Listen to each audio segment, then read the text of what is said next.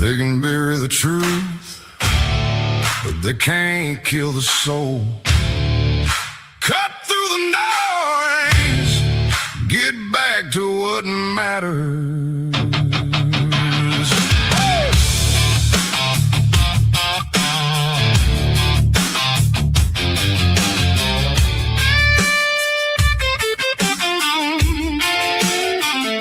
Stomp that floor, raise that hand, hear that truth roll across the land.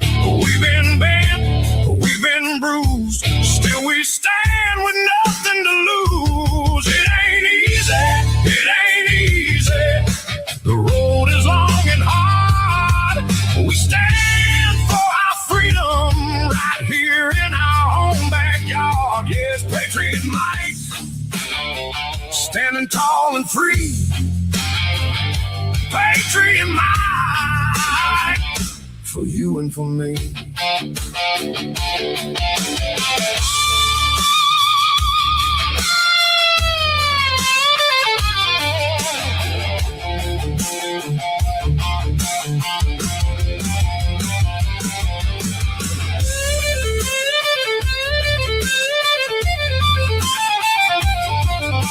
Strap in. You're live with the Patriot Mike Show.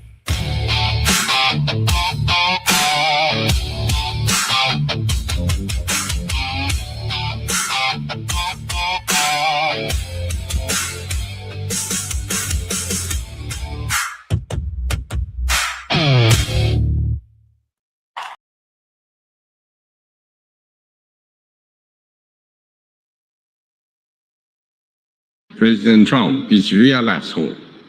I keep trying to take Taiwan, but he keeps saying no. He be like, you can't take no Taiwan shit.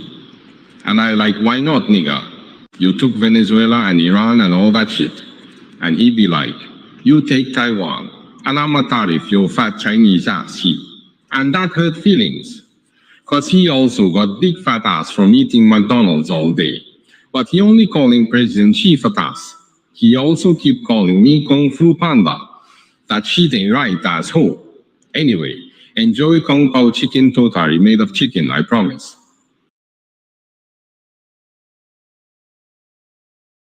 Good morning, Patriots. How you doing today? This is Mike the Patriot coming to you live from the downtown metropolis of LaMonte, Missouri. Hope you guys are having a great day wherever it is you are at, because it is beautiful here in Central Missouri, as usual this time of year. 7 degrees, sunny, a light breeze, as dry as could be. It's going to be a great weekend. It's Friday, don't you know? Which means I'm broadcasting on all the channels. I'm on the Facebook, and I'm on the YouTube, and I'm on the Rumble, and I'm on the X. I'm everywhere. I've been everywhere, man. I'm everywhere, but I'm only there. I'm only there on the other channels to remind you to go watch me on Rumble, because they're the only ones that monetize me. But because I can say the things that I want to say on Rumble that I can't say anywhere else. And that's the truth. You can also follow me on Telegram, t.me/PatriotMike Thoughts, because I can also say things there that I can't say anywhere else.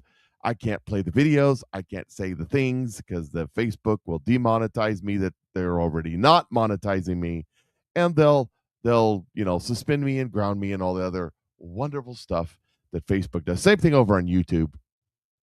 Same thing on TikTok. You just can't say nothing.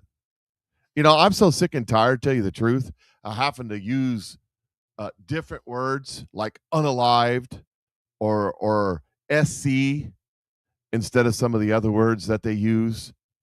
Instead of some of the real words, because we can't say words, because we're censoring ourselves, because someone might get offended, have bad thoughts.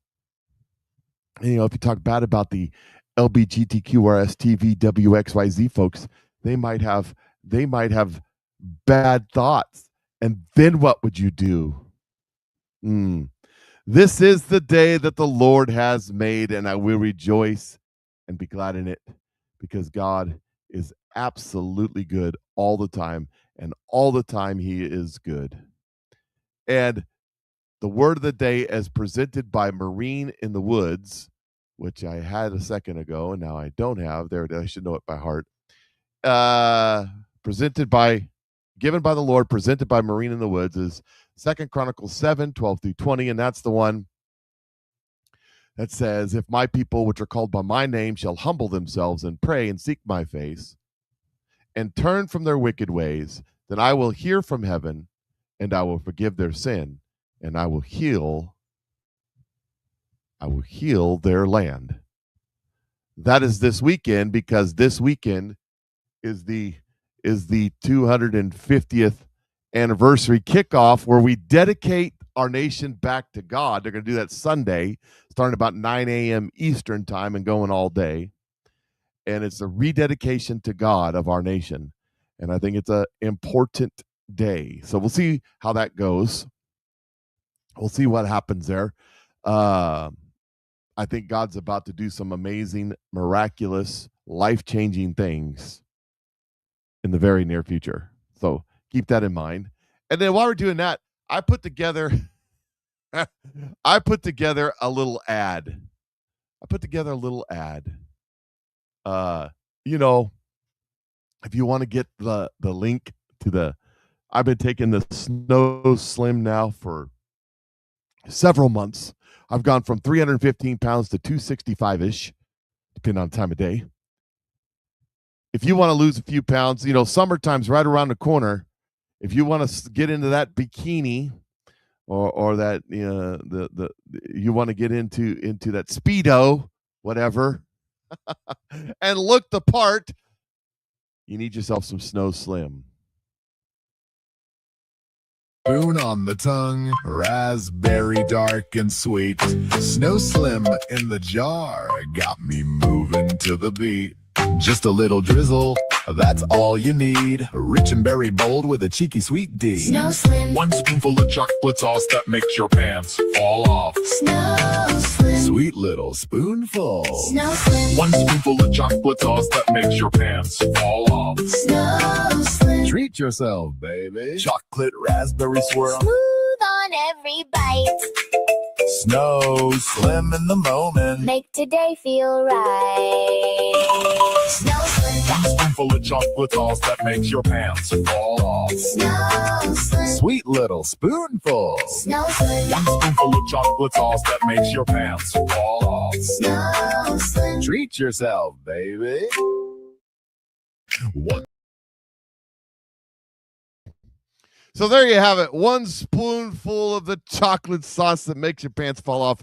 If you want an excuse to go out and buy a new wardrobe, lose about 50 pounds. Then you'll have to. Oh, so go get yourself some of that. If you want to know how to get a hold of that stuff, right there. If you want to know how you can be a part of this movement and make a little money doing it, also just contact me. Just contact me. It's real simple. Just send a text message to 660-620-2644 or an email to PatriotMikeShow@gmail.com, or you can contact me over on Facebook. Link to Facebook's in the description section over on Rumble. That's right, ladies and gentlemen. It's good stuff. You should give it a try. And then there's this. Speaking of all the crazy stuff that's going on,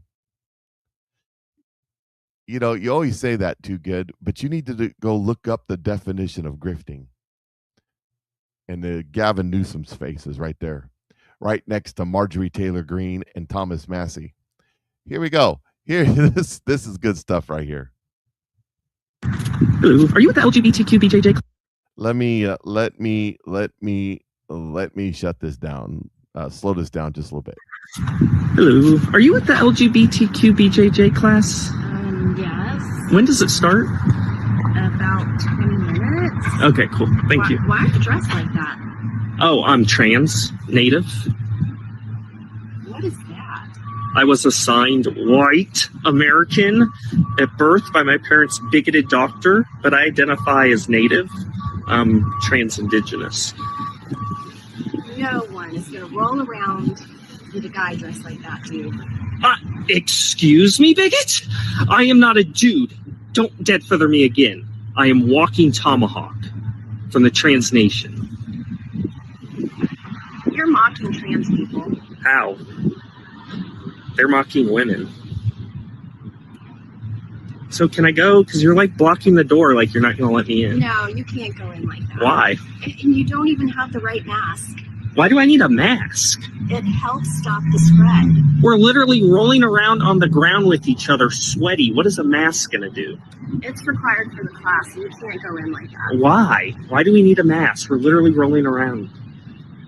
Did I just get this black belt for nothing? That's a white belt. It identifies as a black belt. You just need to leave. So you guys are just trans native phobic. No, my daughters are trans. Really? So why can't I come in?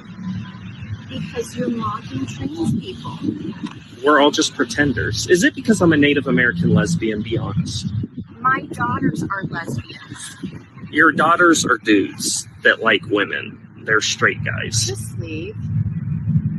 So you guys are just openly trans native phobic.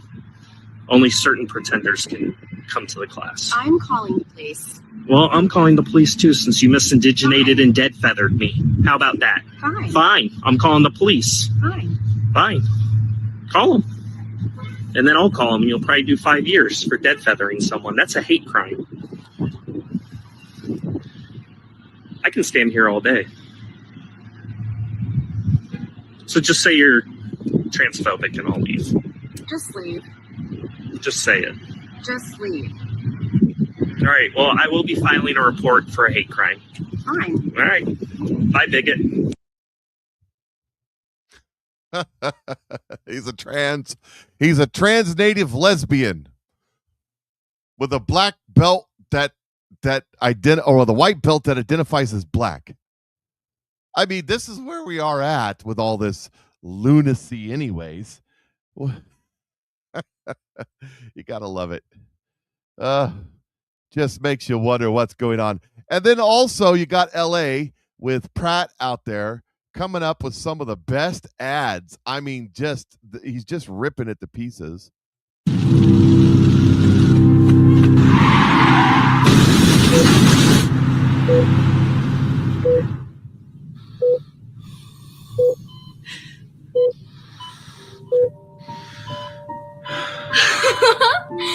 Daddy! You were in a coma. 3 years.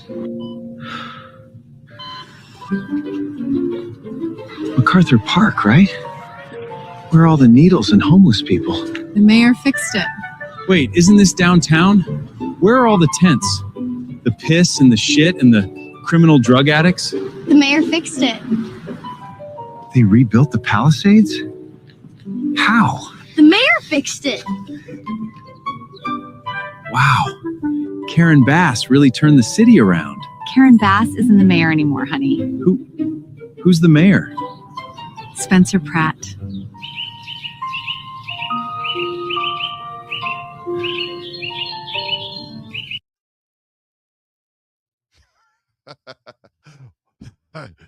The mayor really turned it around. You know, they get better and better with these ads. They really do.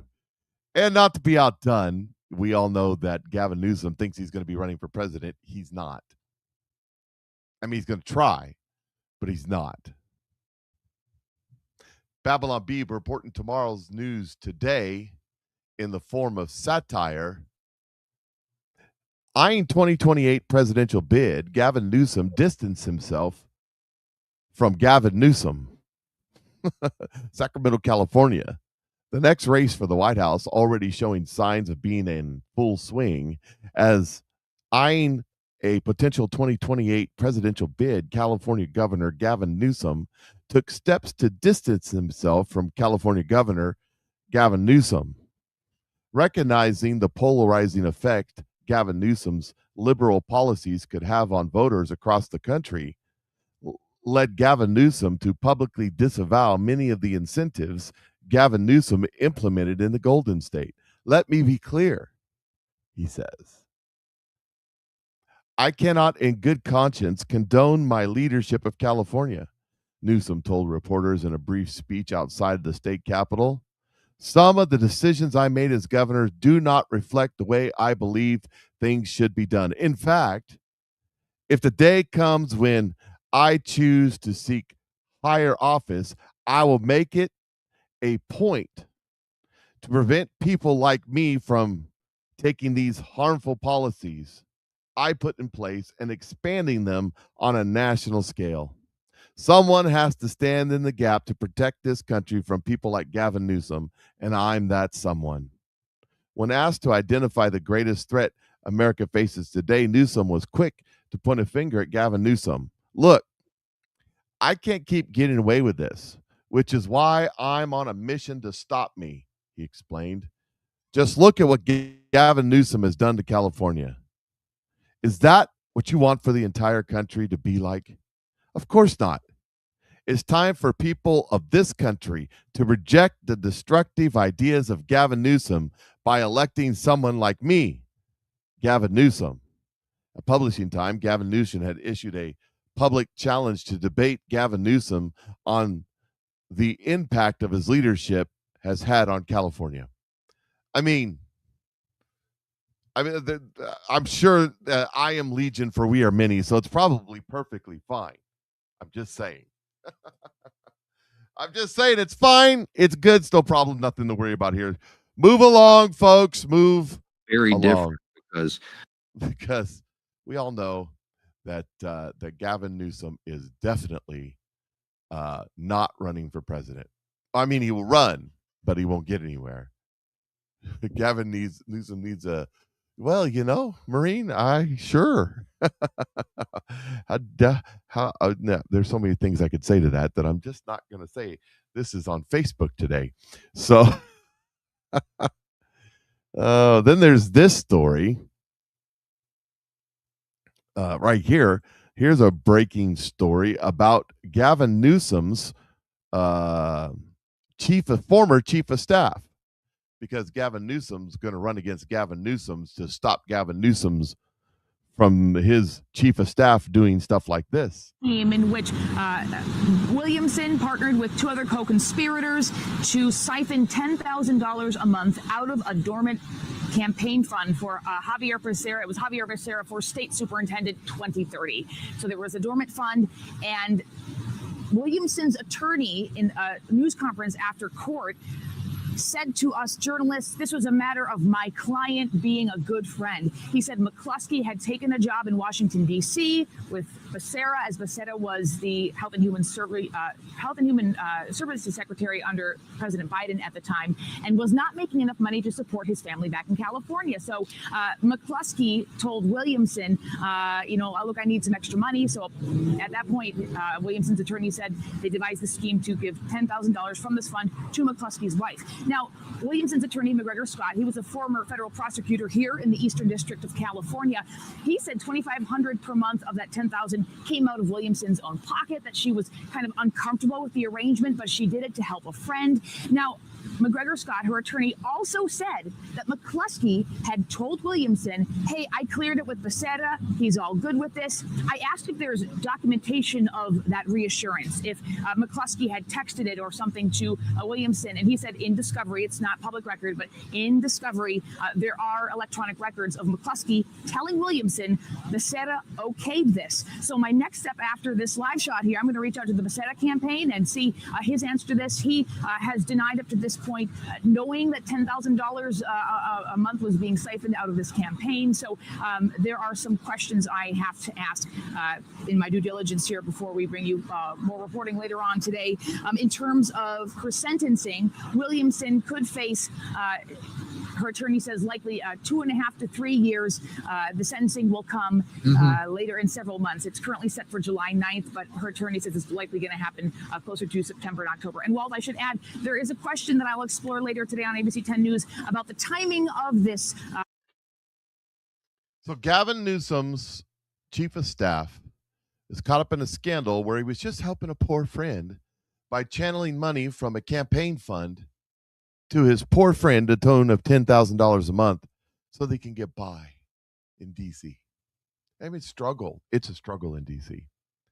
That's $120,000 a year out of this campaign fund to a friend for reasons. Yeah, that's not the way it's supposed to. You can't do that. Campaign funds are highly regulated. And you're definitely not supposed to do that. So Donald Trump was over in China doing China things. He went on a sightseeing tour and then they sat down and had a long conversation. And it's a win-win-win for everybody. Here's some highlights. Details of the deals China is already committing to in over the last day. Fox Business anchor David Asman trying to put the piece of the puzzle together. David, you've been tracking this. What do you think so far? Because I'm encouraged that we're talking about selling them oil and gas.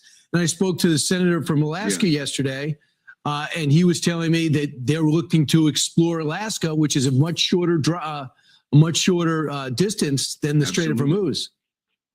Absolutely, it is, and it's with specific regard to the rare earths. I mean, drill baby drill. Donald Trump's policy about energy doesn't just deal with oil and oil products. It's also talking about the rare earths that we're hoping to develop here in the United States, getting rid of a lot of the onerous federal regulations that happened were goosed up during the Biden administration. We saw them really roll out during the Obama administration. So we're way behind the curve in terms of doing that. But U.S. companies, with all of their ingenuity. So they're talking about going to Alaska instead of Iran to get their oil now. The other thing that's happened is the media has been throwing a conniption fit because Elon Musk has showed up with his kid, and his kid is everywhere.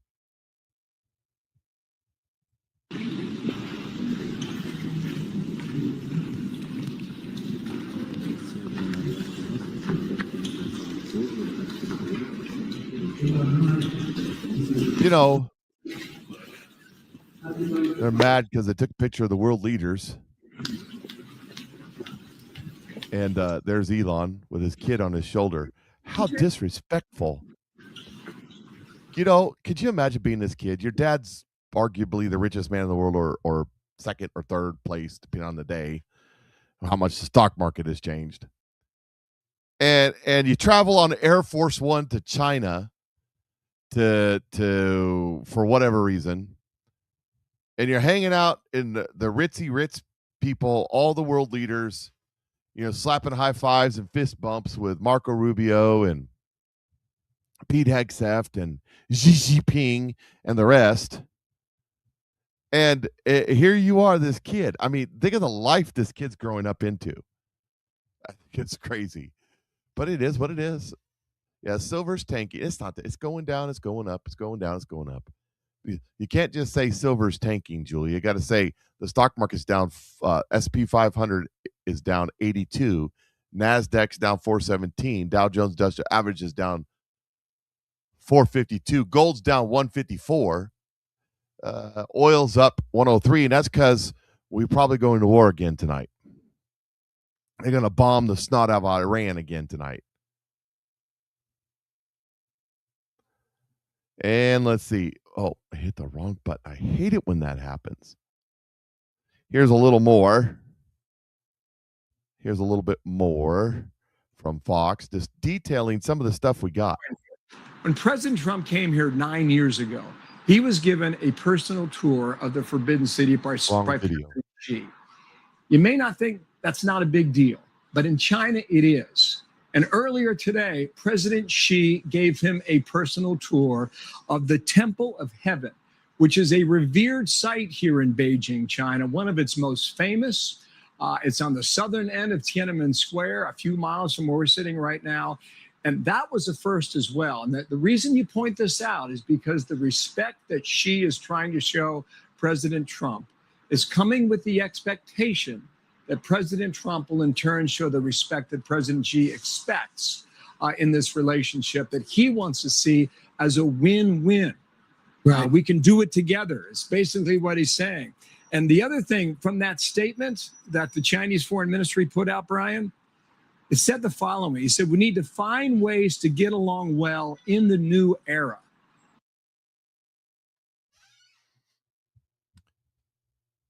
One of the things that's happening over there, Donald Trump's paying China much respect. He does the same thing to Putin. Why?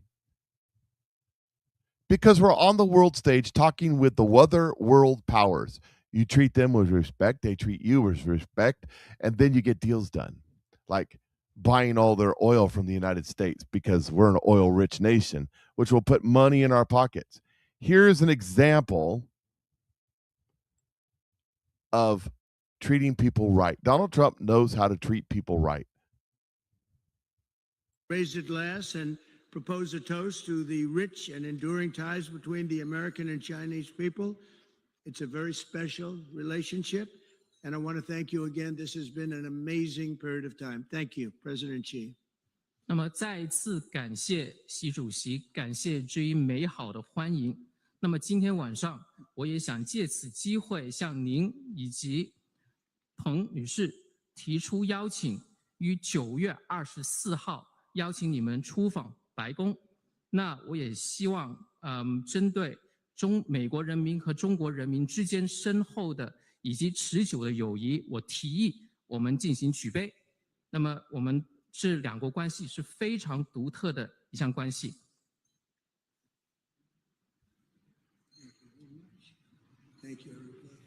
感谢。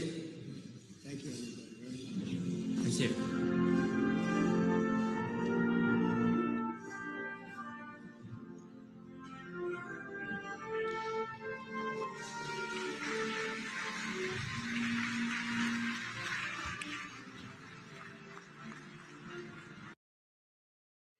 See, it's ceremony. Everything that's going on is ceremony. And that's the point of it.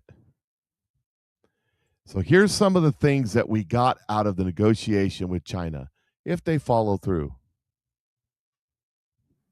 Success, right, Ainsley? Well, that's what you're hearing from Sean? Yeah, so I talked to Sean this morning because it's easy. They're 12 hours ahead. So it's 6 o'clock in the morning here. It's 6 p.m. there. So they're getting ready for the state dinner. You see Dina Powell there on the left. You see Marco Rubio. We saw Scott Bessent. So I talked to Sean this morning, and he just finished interviewing President Trump, and that's going to air fully on his show tonight. But I said, what were the takeaways? And he said that President Xi will help with Iran. He said, quote, whatever Trump needs, committed to buy U.S. soybeans, more oil, LNG, which is the liquefied natural gas, and other energy. He agreed to buy 200 jets of the 737 MAX jets from Boeing. He said 200. Originally, it was 500. He surprised Xi, and he invited the president of China to go and meet with all of our U.S. CEOs, Lauren.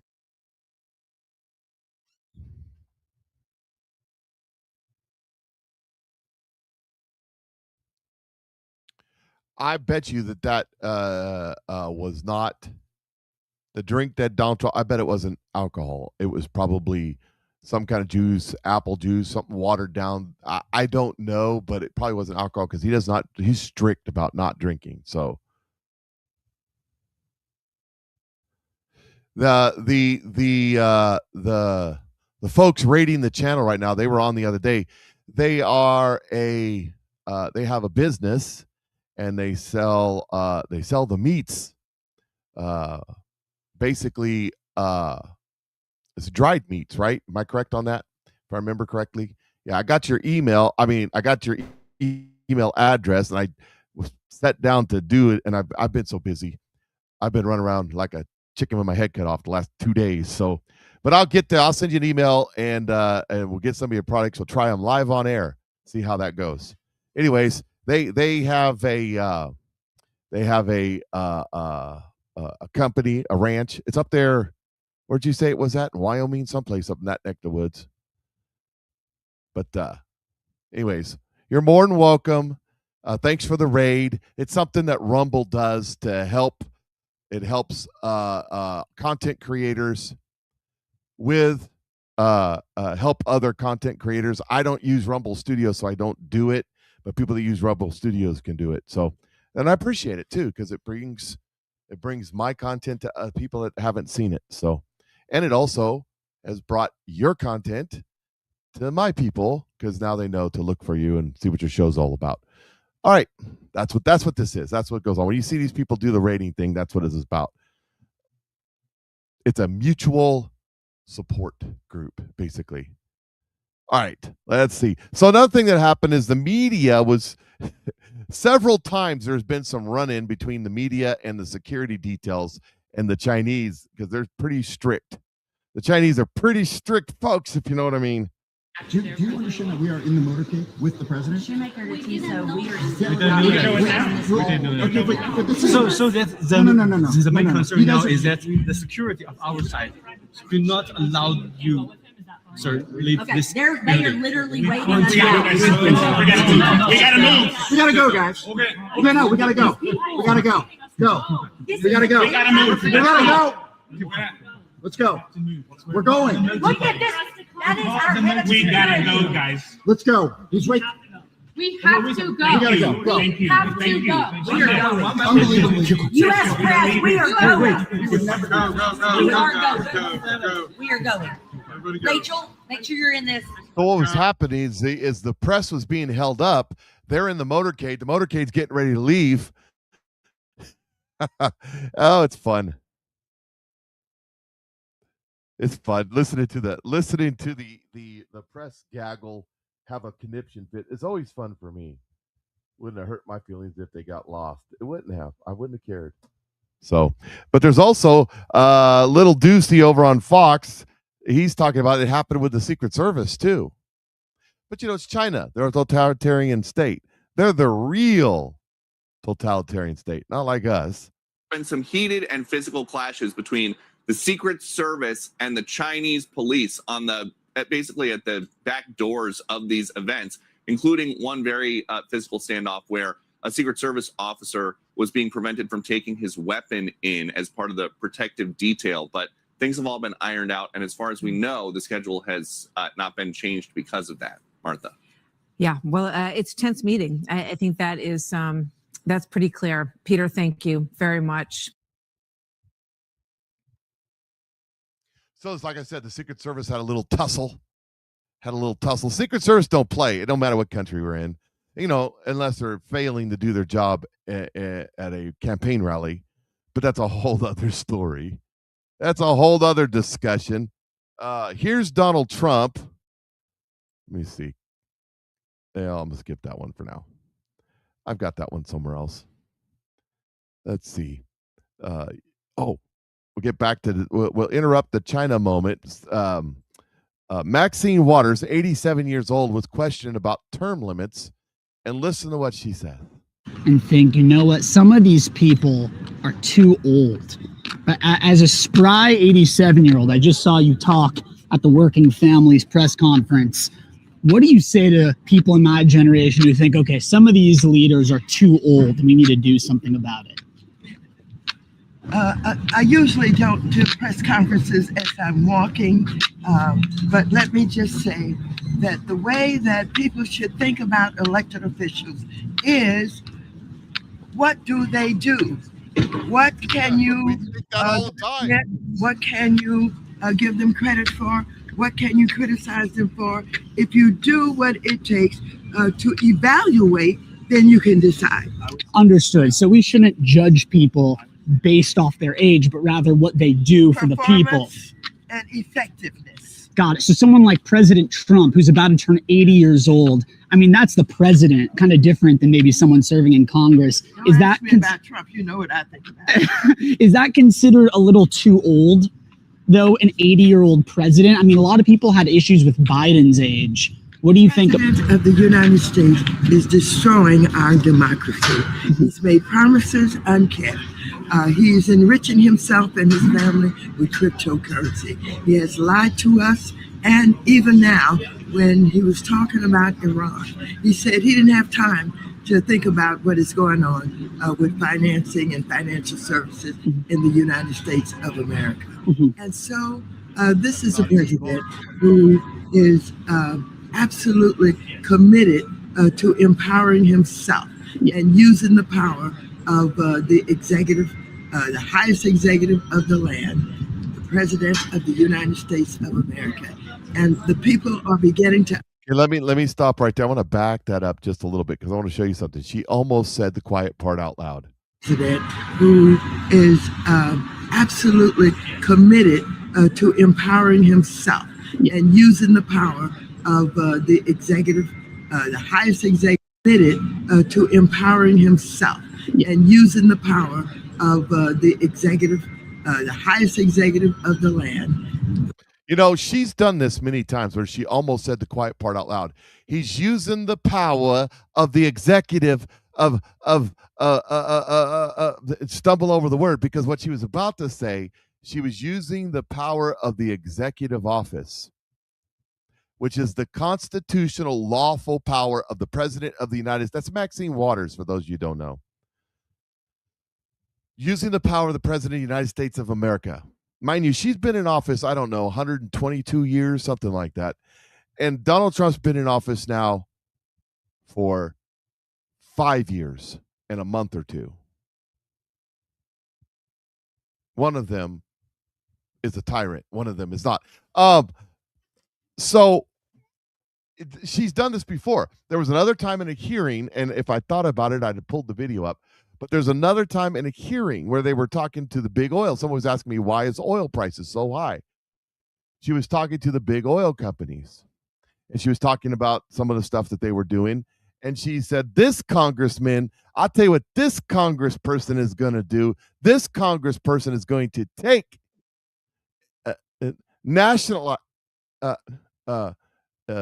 force your companies to obey the law. So she almost said, thanks for the clarification. I thought I was watching Planet of the Apes. Come on. I used to have that video.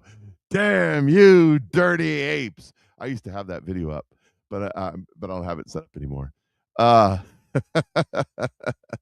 she was sitting there saying she was going to nationalize the oil companies. So you're asking me, why is the price of gasoline up when we are self-sufficient?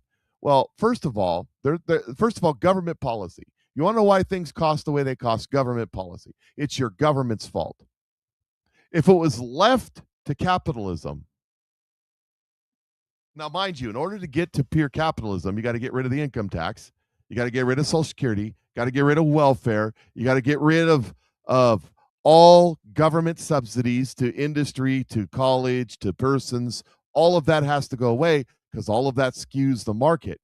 You have to get rid of all government regulations at the federal level. State level can have regulations because anything not, how's it say, enumerated herein is delegated to the states. Do you know where they get just like when I talk about how all these alphabet agencies exist under the executive branch, which is what she was talking about here, they are totally under the control of the president of the United States of America. Completely under that control. If they weren't in the executive branch, they'd be unconstitutional because the Constitution says anything not delegated, enumerated herein is delegated to the states.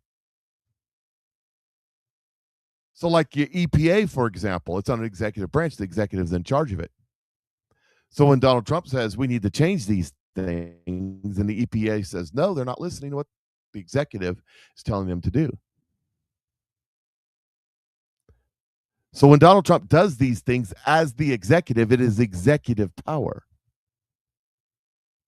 And see, when it comes to your oil prices, they've regulated. And the reason they think they have the power to regulate industry, to regulate the marketplace, to regulate your insurance companies, to regulate healthcare, to regulate all this stuff to non-existence, like Ronald Reagan said, the government, the first thing they do is they tax a business, and when it stops, when it slows down, they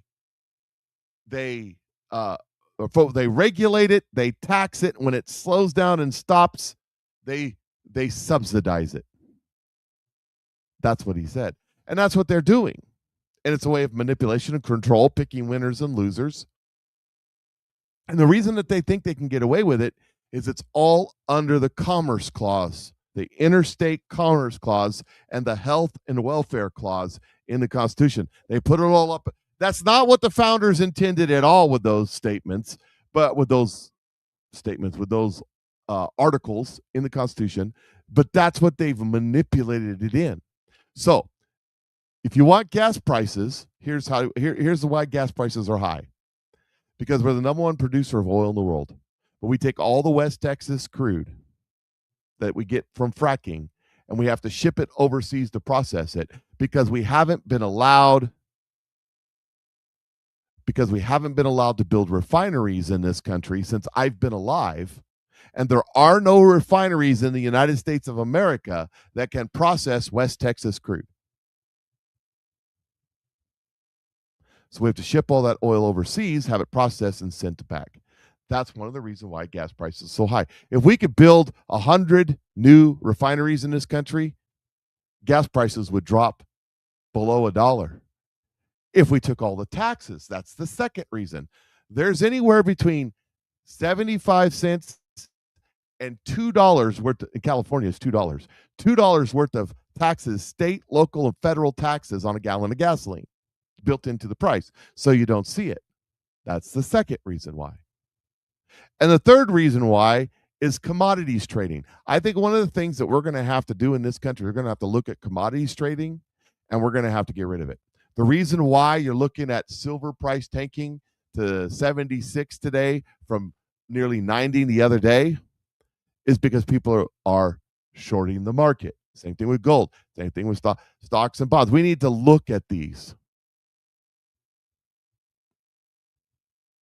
Jay Bolin says, I'd settle for 5 or 10 new refineries. Well, Donald Trump has got 3 or 4 new refineries in the works right now. In the next 2 or 3 years, they'll come online. So the other problem is the trading, the manipulation of the market. And that's what we really got going on here is there are nefarious people manipulating the market when it comes to fuel, when it comes to oil, because they want to hurt Donald Trump. So there's more than one thing involved in the price of oil, but all of it has to do with our government. Here's how we fix these situations. Get government out. I bet you the folks raiding with their meat business, the folks raiding the chat room right now, they want to get government out of their business. Because I bet you they're all up in their business. State, local, and federal. That's just the way that it works, ladies and gentlemen. And one of the biggest problems are people like Maxine Waters who want to nationalize industry, who want to take industry, and then while they're making decisions of winners and losers, insider trading to make millions and millions and millions and millions of dollars.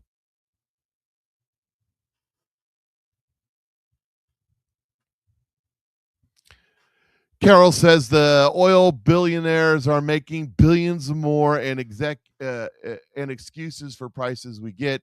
They get the gold mine, we get the shaft. Oh yeah, that's fine.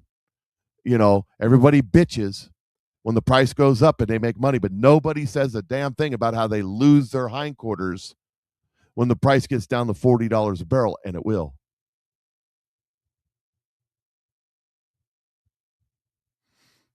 Most of the world can't make money at $40 a barrel, but the United States can. But nobody talks about that. And your gas stations, the reason there aren't any mom and pop gas stations anymore is government regulation. Government has regulated them out. That's one thing that would keep these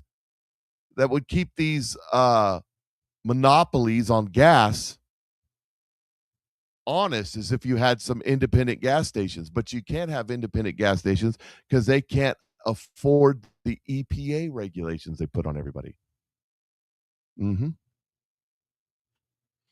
So your problem with gas prices, sum this all up.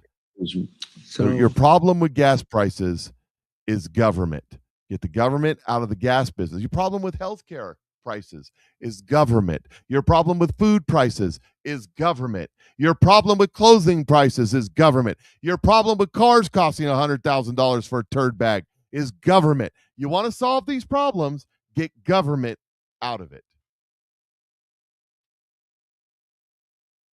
Here's Donald Trump talking to Sean Hannity a little bit after his meeting with Xi Jinping.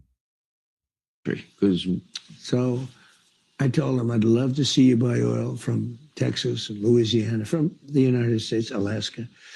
We've got so much of it. And he said he likes the idea. He'd like to talk about that. I think it'll happen.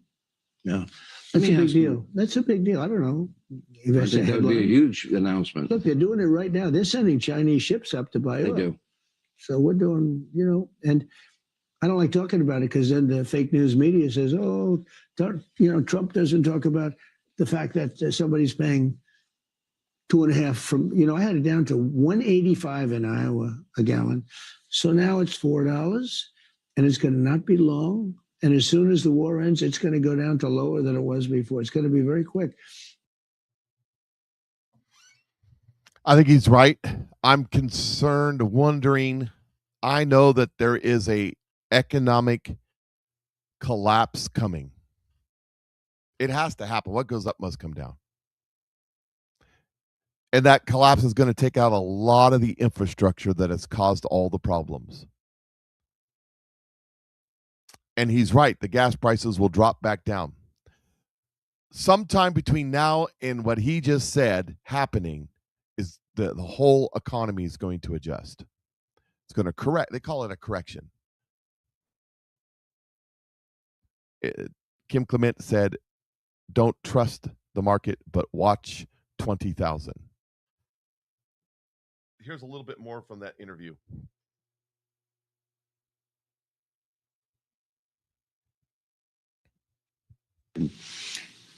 President Xi, to me, as very tough, all business. Yeah. You're not describing the type of business that he normally used to do. Do you think that your relationship has evolved to the point where, he can go along with your spontaneity? I think he's a warm person, actually, but he's all business. He's, there's no games. There's no talking about how nice the weather is. Oh, let's look at the stars. Let's look at the sun.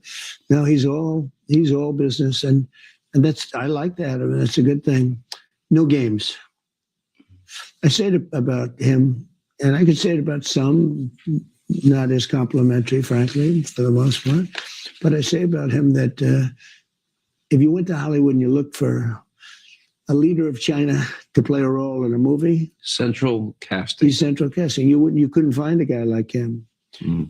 Even his physical features. He's tall, very tall, and especially for this country because they tend to be a little bit shorter. You look at the military. I mean, the military today was incredible. That military marching was incredible. But no, if you went to Hollywood, you're not going to find a guy to play the role. He's good. And he's, I'll get criticized. They always criticize me when I say good things about certain leaders, and this one. But he's a leader for China. He's led almost 1.5 billion people for a long time, and he's respected. It's sort of interesting when the fake news said, he said, they'll say, President Trump said that President Xi was a brilliant leader. That's a terrible thing. What am I going to do? But so he's talking about Xi Jinping. You know what Donald Trump's doing here? He's negotiating. He's negotiating with flattery. And he's treating Xi Jinping like a human being. And you got to understand, he's the leader of the free world. We're the most powerful country in the world. And he's given respect to somebody who is a peer-to-peer adversary, whether it's in economics or war or we both have our worldwide ambitions as nations, and Donald Trump's paying respect to that. That's how you get a deal done. This is just the beginning. He says this, when President Xi very eloquently referred to the United States as perhaps being a declining nation, He was referring to the tremendous damage we suffered during the 4 years of sleepy Joe Biden and the Biden administration. And on that score, he was 100% correct. Our country suffered immeasurably with the open borders, high taxes, transgendered for everybody, men and women's sports, DEI, horrible trades deal, rampant crime, and so much more. President Xi was not referring to the incredible rise of the United States has displayed to the world during the 16 spectacular months of the Trump administration, which includes at all-time high stock markets and 401ks, military victory, and thriving relationship in Venezuela, the military decimation of Iran to be continued, strongest military on earth by far, economic powerhouse again, with a record $18 trillion being invested into the United States by others, best U.S. job market in history, with more people working in the United States right now than ever before, ending country destroying DEI, and so many other things that it would be impossible to readily list. In fact, President Xi congratulated me on so many tremendous successes in such a short period of time. 2 years ago, we were in fact a nation in decline. On that, I fully agree with President Xi. But now the United States is the hottest nation anywhere in the world. And hopefully our relationship with China will be stronger and better than ever before. You see what he's doing there? You see how he did that? Donald Trump is the greatest. He's the greatest negotiator, business tactician to ever exist. And it's an anointing by God. I don't care what you say. It's why he doesn't fail. You talk about anointings by God, go read Job. Job was anointed by God, and everything he did succeeded, not because of Job, but because of God. That's what the Bible says. And that's what Donald Trump is. He's anointed by God. And it's about glory to God. I know people don't like that. Gee whiz. I don't care. It is what it is. Here's something else that was happening in China. And it's kind of interesting. It says the U.S. delegation in China is under strict digital lockdown. The entire U.S. delegation, led by President Trump, has left their personal smartphones, laptops, and tablets at home. Instead, officials, aides, and Secret Service personnel are using specifically issued clean or burner devices with heavily restricted functionality and limited data access. U.S. federal guidelines strictly prohibit plugging any equipment into unknown USB ports or local charging stations due to the high risk of malware and data theft.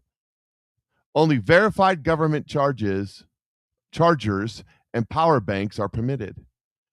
American officials are operating on the assumption that every Wi-Fi network and every electronic device in China is potentially compromised, and they are. You want to know something? We do the same thing here. When the Chinese come and visit here, we're doing the same thing to them. But we got even greater technology than that, don't we, Mike? Don't we, Marine? These extreme digital hygiene measures apply not only to government officials, but also to the CEOs of major American corporations accompanying Trump. China's embassy spokesperson Lu Pinggu has rejected all accusations of cyber espionage. Oh, yeah.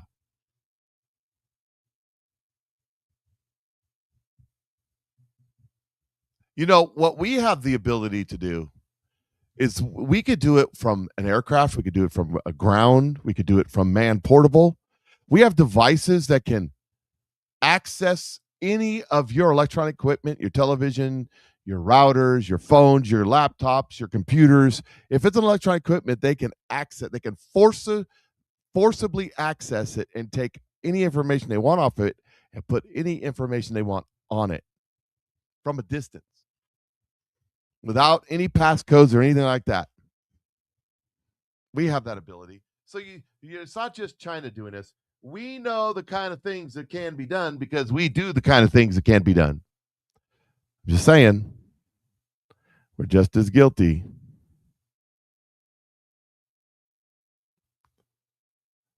Here's Donald Trump doing a TikTok after getting back. I don't think he did it over in China. I think it's after he got back. They posted this. I'm in China. We had the greatest CEOs in the whole world. We had about 30 of them, and they were pitching President Xi on doing business in China. I think they were successful.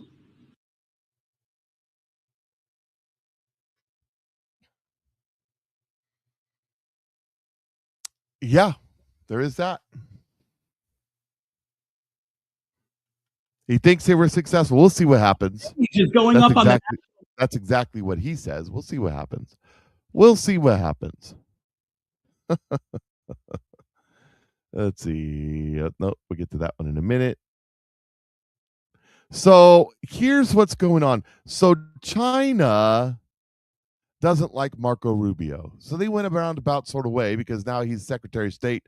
He's third in line, fourth most powerful person in the world. Here we go. Secretary of State Marco Rubio is in China, but China punished him years ago, and he's not allowed in China. So we've got this funny situation where Marco Lu Biao is banned, but Marco Lu Biao is okay. He's got two names. Let me explain. One version of Marco Rubio, before he became Secretary of State, while he was a senator, he got China so angry at him that they imposed sanctions on him twice. He criticized China's crackdown on Hong Kong and its treatment of ethnic Uyghurs. So China slapped him with a travel ban. You're not welcome here. The name on that paperwork, Marco Ma Ke Lu Biao. Okay, quick lesson on Chinese tones. There are four main ones. Ma, that means mother. Ma, that means hemp. Ma, that means horse. Ma, that means to scold. Same syllables, but the way you say them matters. Tone is very important in the Chinese language just because like each tone represents a different word. For example, like 睡觉 and 水饺. When you write it out, it's very similar in pinyin, but one 睡觉 means sleeping, while 水饺 means dumplings, so they have completely different meanings. So years ago, when China first began transliterating Marco Rubio's name, they did what they often do, which is to just do their best with the sounds that they have. The meanings of the sounds don't really matter. So in Mandarin, Canada is Canada. Obama is Obama. Taylor Swift would be 泰勒苏威夫特. My Chinese is on garbage. I apologize. You know, it keeps going. Elon Musk, Elon Musk. Anyways, you get the idea. Marco Rubio, the senator, was Ma Ke Lu Biao. Emphasis on the Lu. Note the rising tone. But Marco Rubio 2.0, the Secretary of State, is Ma Ke Lu Biao. Note the first syllable of his name has changed from Lu to Lu. And the thinking here is that this makes Rubio 2.0 a whole new man who is technically allowed to set foot in China as Secretary of State while allowing China to maintain its hardline position against Rubio 1.0, who offended China many years ago.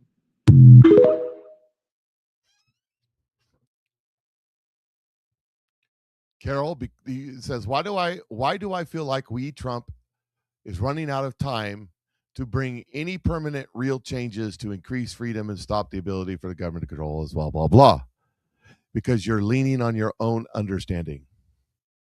And you specifically know exactly what I'm talking about. Stop leaning on your own understanding and lean on God's understanding. So when Rubio left, they took a picture of him in this jumpsuit. He was on his way to China, and they took a picture of him. The same jumpsuit that the former president of Venezuela was wearing when we nabbed him. Are they making a message?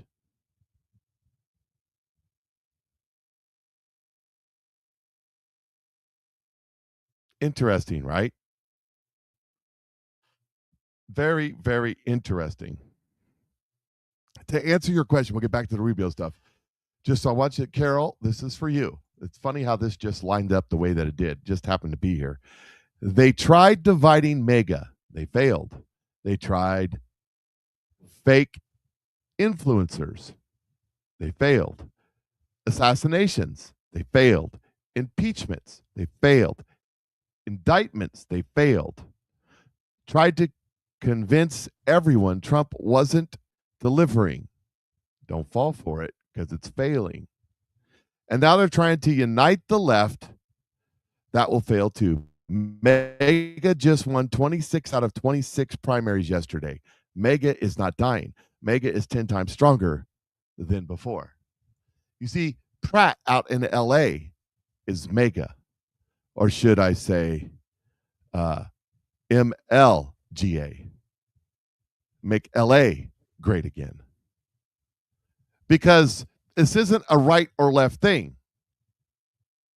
This isn't a right or left thing. This is a American thing against the New World Order thing. That's what this is about. So back to the on that same subject, let me get this in too. We know that the Prime Minister of Canada a few days ago met with Barack Obama, George Soros Jr., and a mix of global figures and intelligence operatives like Pete Buttigieg. He was up there too in Toronto in a closed-to-media event. Obama gave the keynote address. The criminal syndicate leader just met with the criminal syndicate. This is Obama providing a back channel for foreign leaders to circumvent the elected will of the American people. It's still going on. This is furtherance of the seditious conspiracy. It's still going on. The world is the deep state world is aligning against this president. And let me go back to the Marco Rubio stuff. Secretary of State Marco Rubio wore the same Nike tracksuit on Air Force One that Maduro was wearing when Trump captured him in Venezuela. I wonder if it's the exact same suit. They just tailored it to fit Marco. Marco's not a very big person. He's a very small person. On the way to meet China's president. Messaging is everything. China was helping Maduro. Listen, China was helping Maduro rig elections and was getting cheap Venezuela oil. Rubio just sent them a message they will never forget. We got your oil. We got your elections. The other day when Donald Trump was asked, are there Venezuelans spilling the beans about what was happening with our elections because the Smartmatic and the Dominion voting machines and all that stuff was invented in Venezuela? And he said, maybe a little bit. Oh, he's not going to spill the beans, but stuff is coming, ladies and gentlemen. I told you the SAVE Act will not pass. They will not pass the SAVE Act at all. It's not going to happen. It's not going to happen. But Donald Trump is going to sign an executive order that has to do with foreign influence in the elections, the past several cycles, in foreign influence from places like Iran, China, Ukraine, possibly Russia. That's what the real scandal is. And the seditious conspiracy that brought all that about is what the scandal is. It's back to play an oldie but a goodie. It's all connected together. Some sort of collusion. Trump, Russian, possible collusion. Trump, Russian, metal collusion. Trump, Russia, possible collusion. Trump, Russian, potentially collusion. Trump, Russia, possible collusion. Trump, Russian, possible collusion. Trump, Russian, bot collusion. Trump, Russian collusion. Trump, Russia, possible collusion. Trump, Russian, possible collusion. Russian collusion. Trump, Russian, possible collusion. Trump, Russian, possible collusion. Trump, Russians, collusion. Collusion with the Russians. Trump, Russia, possible collusion. Trump, Russia, possible collusion. Trump, Russia, possible collusion. Trump, Russia, possible collusion. Trump, Russia, possible collusion. Trump, Russia, possible collusion. Trump, Russia, possible collusion. Trump, Russia, potential collusion. Trump, Russia, potential collusion. And the Kremlin and be in collusion with Putin. And the Kremlin and be in collusion. And Putin and the Kremlin and be in collusion. 17 agencies. 17 of our intelligence agencies have confirmed. 17 of them. So, yes, Trump, Russia, possible collusion. Jay Bolin says, blackout White House post, mega at the bottom. And he's got question mark question. Do you know what he's talking about? Does everybody know what he's talking about? Nobody knows what he's talking about? That's what I thought. So something happened. Something happened. Here, this creator brings up the subject. Something happened the other day, the White House X account.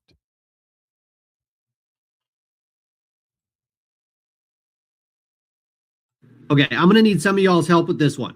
Crowdsourcing opinions. What on earth do you think the White House is trying to say? Because I was just over on X, and when I saw what the White House X account just posted, at first I thought, is something wrong with X? It just didn't seem to make sense to me. Let me show you. So you can see when you scroll to the White House X account, it's black. So I decided to start scrolling. And this is me scrolling and scrolling and scrolling and scrolling some more and still scrolling. And then down there at the bottom, it just says MAGA. Does anybody know what the White House is trying to communicate? All of that dark space and then MAGA at the bottom. I mean, I know that we are just hours away from potentially receiving a response from the Iranian leadership related to the memorandum of understanding that's been presented. They're supposed to be responding to the proposal, which could ultimately lead to the opening of the Straits of Hormuz. That means the free flow of energy. I mean, we also know that the Trump administration has succeeded in grabbing control of all of the economic choke points and the waterways around the world. And then there's this. Do you guys remember when the FBI raided the Fulton County Elections Center and took boxes and boxes and boxes of ballots a couple months ago?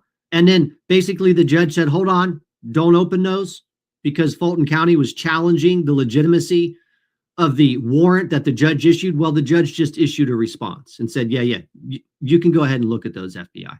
And just the other day, we now have the Department of Justice demanding records for the 2020 Fulton County election workers. They want to know who was working that election, contact information. And then there's this. Back again. I don't mean in 2016 and 17. I don't mean in 2021. I mean they ran it back just now. Explain. In the last election. In the one that just put Trump back in office.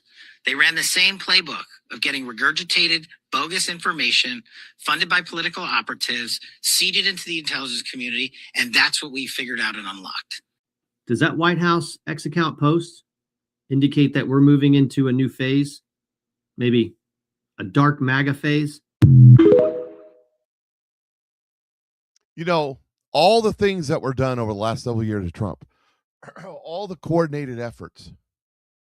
You know, you ever, a danger to our democracy, a danger to our democracy, a danger to our democracy, a danger to our democracy, a danger to our democracy.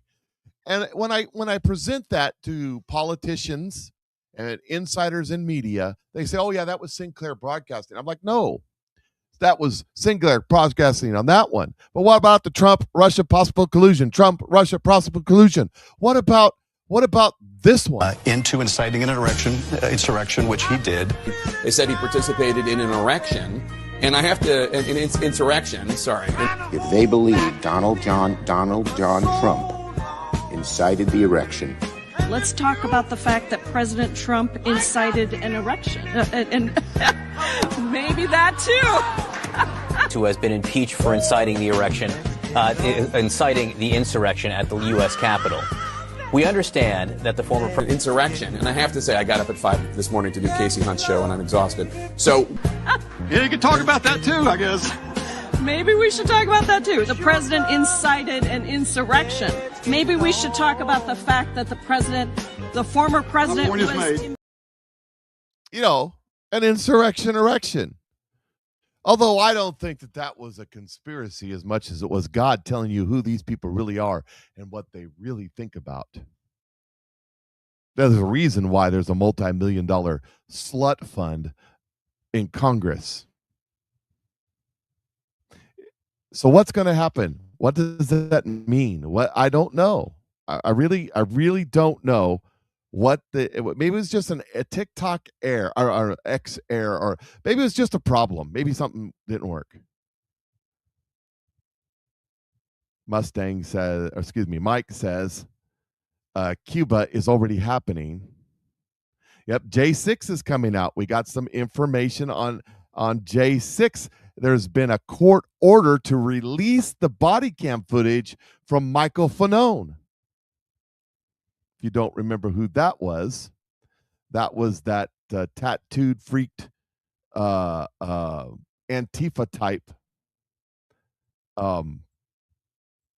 that was in charge of the Capitol Police, that Nancy Pelosi's bestie friend. They loved each other.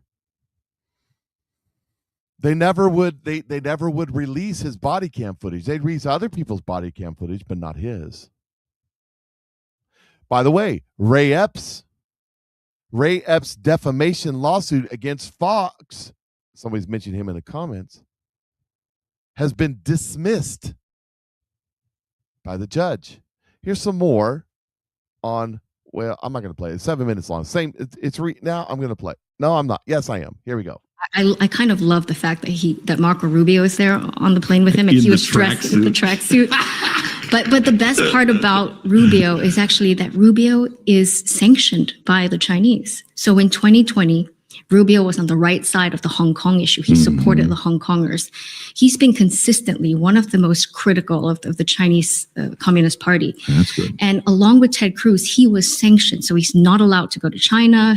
His assets, he didn't have any, were frozen in China. It was kind of like political theater to make a point. And what the Chinese did this time. So Rubio's name in Chinese is Lu Biao. But instead of keeping the sanctions or like rescinding the sanctions, what they did was just change Rubio's name in Chinese so that, now the sanctions don't apply, right? So instead of Lu Biao, they just changed the character of Lu so that it's like, it's a different guy coming in, right? Why would they do that? Because it is a culture which cannot admit any political errors. So I think that is actually, very telling of how the Chinese do things. So what do you think the president is going for? What can we come home with that you're like, okay, well, that's good. Right. There are a few things for America and China to kind of negotiate on. There is a ongoing trade dispute, right? Since Liberation Day, there's been like tariffs here, tariffs there, and then secondary tariffs as well. So one of the things that they're going to be looking to talk about is trade mechanics. The second thing is that China's only card is actually on critical minerals. And so when the trade war escalated, China passed some export controls to prevent the United States from getting critical minerals. China has about 70% of the world's critical minerals. 90% of the world's critical minerals are processed and mined, which is, that's the important thing, is the processing part. So every F-35 that we make, every Aegis radar, every tank, all these military things that we need for our US military, they require super magnets, and those elements are refined and extracted by the Chinese. I mean, at the end of this, we need to really ask ourselves how the hell we ended up in this situation. I know. But because of that, China has cards in the trade war. And so when they were displeased about the tariffs, one of the first things they did was pass export controls, saying, all right, we're not going to export to you critical minerals that you need for the military. And so Trump has to come to the negotiating table on these critical minerals to make sure that China does not extend the export controls and allows some of the rare minerals to get to the US. What's scary is Kearney, they just closed the mine. They allowed China to buy the mine that makes that exact mineral, extracts it, and shut it down. It's the only other place in the world that they were mining for that stuff. Right. I mean, Kearney is in deep with the Chinese. Right. But that's why Trump has been signing critical minerals deals with Chile, with everybody. Quietly, we've been doing things in Greenland as well. Right. And that's part of the critical minerals play. Right. But the other thing that Trump really wants from China is some kind of indication that China would help on the Iran issue. And the reason for that is that China is actually very dependent on Iranian oil. 12% of China's oil is coming from Iran. 50% of China's oil comes from the Strait of Hormuz, from other parts of the Gulf. So from Saudi, from various parts. And so choking off Iranian oil has been China's suffering quietly. They don't really want to show that they're suffering, but their factories, their tin pot refineries have been relying on discounted Iranian oil. They're deep in bed with Iranian officials and the government. Exactly. And so what Trump wants is, China, you're suffering because of this war. You should be helping us. You want to prove that you're a responsible world actor? Help us pressure the Iranians, because China's the only one that has leverage on the Iranians. So do you think that one of the reasons why it just occurred to me, and this probably is wrong, but one of the reasons he went in recently is this trip's been on the book for a long time, that one of the reasons was to be able to have this card to hold? I don't know if he meant that, but ironically, it's working out that way. It's working out that way that, like, if you actually look, if Trump went to China on January 1st of this year, he would not have the cards he has now. Because after the movement on Venezuela, after the movement on Panama, after the movement on Iran, it turns out that the United States actually has choke point leverage on China. So they have extra cards. And the Chinese do have leverage on Iran. Why is it that nobody in America sees what he's doing with the choke points? I mean, I think this is one of the most brilliant things I've ever seen a president do. This guy, if this holds and we can solidify everything, in 10 years, America is a different place. 20 years, we are really set. And people will look back and go, that was the turning point. This is the turning point, I think, with the way he's controlling, what he's doing all around the world, restructuring absolutely everything, controlling choke points all around the world, and yet nobody seems to notice it. No, this is the bare minimum you can do that would hurt. No, I totally agree, because short of ultimately, America doesn't want to get into a war with its near peer, right, which is China. Yeah. We're trying to avoid that. And so the whole strategy is to deny them in different domains, and one of them is choke points. It requires constant vigilance, because it's not just on choke points. It is on trade. It is denial of, any kinds of leverage the Chinese have, because they've kind of mastered the art of even turning economic engagements into political warfare, right? So everything is political warfare, and slowly they've been eroding that world system. I mean, I see the original sin as allowing China to enter the WTO. Because that system was never meant to accommodate a Leninist Marxist government. Nice conversation there with Glenn Beck. Lots of little things that I see many of you reacting to. Found that interesting. Breaking news. Here we go. Breaking news. This was yesterday. U.S. is moving to indict former Cuban President Raul Castro. According to a source familiar with the matter, the potential charge comes after CIA Director John Ratcliffe, who's in Cuba right now, met with Cuba officials during a high-level visit to Havana. At the Coca Cabana, the hottest spot this side of Havana. Yeah, that was back before they went communist. Anyways, yeah, there was that. Let's see. Donald Trump's talking about the ballroom. Donald Trump's always talking about his ballroom. Yeah, Rubio in the tracksuit. What's that all about? Well, there's stuff coming. Here's that one about Michael Fanone. Biden judge orders disgraced former D.C. police officer Michael Fanone's body cam footage must be released to the public. The American people will see evidence of his criminal activities that day. There's lots coming out about January 6th. It isn't shared on all of the medias, but there's a lot coming out. Remember, Michael Fanone, Nancy Pelosi's bestie best. Michael Fanone is Antifa. We're going to find out that he's Antifa. Let's see. Okay, here it is right here. Here is Marco Rubio on Air Force One talking about Cuba, reminding you that Ratcliffe, CIA, is in Cuba right now. There is no economy in Cuba. To the extent there's any wealth in Cuba, it doesn't go to the people. It doesn't even go to the government. The wealth is controlled by a company owned by military generals.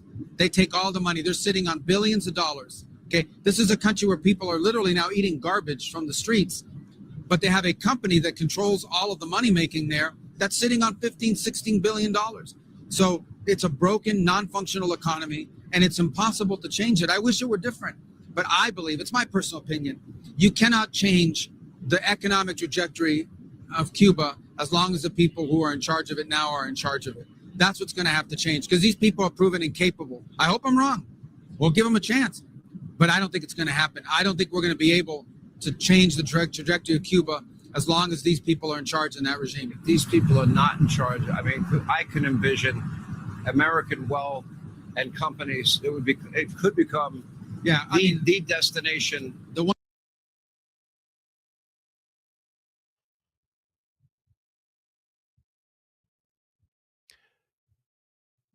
So here's Marco talking about Cuba.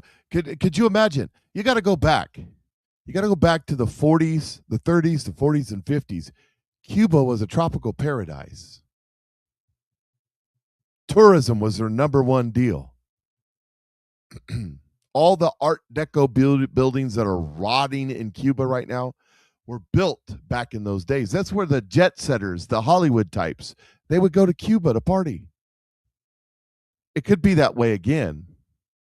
It could be that way again, but only if you get rid of the criminal government, communist government in Cuba. But then again, you got people like in our country, like Bernie Sanders, we call him BS for short, and AOC and Liz Warren that want a Cuban-style communist government here in the United States of America. That way they can get rich and we get nothing. Here's what's going on right now in Cuba. We are demanding the right to have electricity. We have gone more than 40 hours without electricity. I live in a community where there are many elderly people, many of them bedridden. There are many children. Food is going bad inside the refrigerators, the little food that can be obtained. The country's situation is well known, and well, it gave us the motivation to come out to see if even by banging a pot, they will give us at least 3 hours of electricity.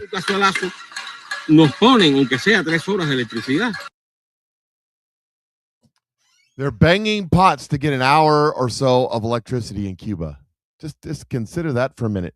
Here's some more visuals from Cuba. It's happening right now. So I was talking about these old Art Deco hotels. Cuba was a beautiful place at one time. Now it's just a trash heap. The communism does, it's like what did communist countries like Cuba use to light their rooms before they had candles? Light bulbs. That's what communism is. That's what they want for us in California. People like Gavin Newsom and Mayor Bass. That's what they want for us in California and in New York. People like Zoltron. That's what they want. This is the result of their policies. And these people aren't dumb. They know it. But in the process, they get stinking, filthy rich. And that's what they really, really want. That's what they really want. Power, control, greed. The greediest people on earth are communists. Just ask, BS, Bernie Sanders. He wants to tax the billionaires. Used to want to tax the millionaires. But now that he is one, he only wants to tax the billionaires. He wants to get another house in the Hamptons and another Ferrari to park next to the Ferrari he already has. Because every good communist deserves a Ferrari. Here is a news report. The CIA director meets with top officials in Havana, Cuba, government says. Havana, May 14th, U.S. delegation led by CIA Director John Ratcliffe met with his counterparts at Cuba Interior Ministry in Havana on Thursday. The Cuban government said in a statement, as tensions worsen over U.S. fuel blockade that has starved the island of fuel and power generation. U.S. President Donald Trump has heaped pressure on Cuba since returning to office, and several days ago said the two longtime adversaries were going to talk. Cuba representatives in the meeting emphasized that Cuba does not pose a threat to the United States national security, the government said. Maybe not. They don't even have fuel.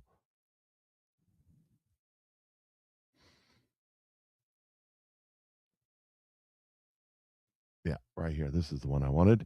Cuban authorities have announced, let me put it on the screen, absolutely no fuel left in the country and cut power to this country's eastern provinces indefinitely.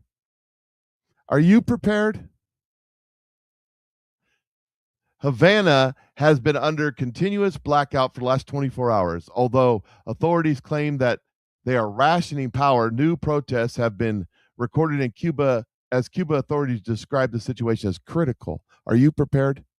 Remember, you asked me, you talked about gas prices, and I kind of told you the problem with gas prices, along with prices of everything else, along with availability of everything else, is government. It's not the Cuban people or the Cuban economy that's causing this problem. It's the Cuban government that's causing this problem. Are you prepared? Do you have a few days or a week or a couple of weeks or a month worth of shelf-stable food and water just in case? I'm just saying. Many Americans, not that watch the Patriot Mike show for the most part, but many Americans are unprepared for a situation like that to happen. And situations like that could happen. That's the point. That's why you should be prepared. Mike, shut up. Prepared means to prepare, to be ready in advance. Emphasize the because when the crap hits the fan, you're not going to be able to go out and find the things and the resources that you need to survive, because they'll be gone in a blink of an eye. New ruling that I find very interesting, and that is this yesterday. This is going to have, if you're a truck driver, I know several of my fans and audience are truck drivers. Breaking, U.S. Supreme Court has ruled 9-0 that freight brokers can be held liable if they negligently hire unsafe trucking companies, including those illegal alien and foreign drivers who violate CDL rules and cause accidents. That's what the Supreme Court just ruled. Also in the world today, we'll get back to that in a second. Also in the world today, Saudi Arabia is discussing potential non-aggression pact between Middle East states and Iran as part of a post-conflict planning after tensions in the region rise, diplomats said.